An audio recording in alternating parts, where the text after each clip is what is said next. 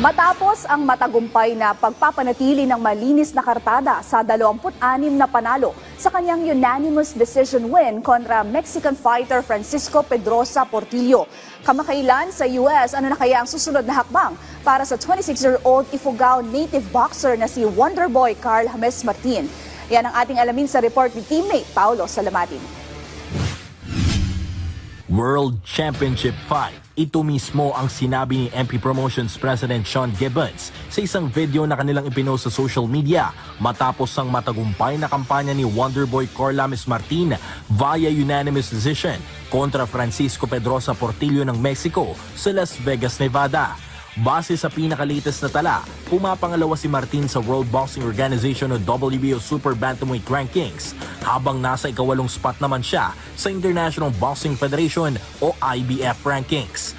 Maririnig sa video post ng Viva Promotions ang boses ni Gibbons at sinasabing wala nang iba pang pupuntahan ng Ifugao native boxer kundi isang world title fight sa susunod na laban. Boss Manny, congratulations, Carl Martin. I saw a little bit of your footwork in Carl, in and out boxing.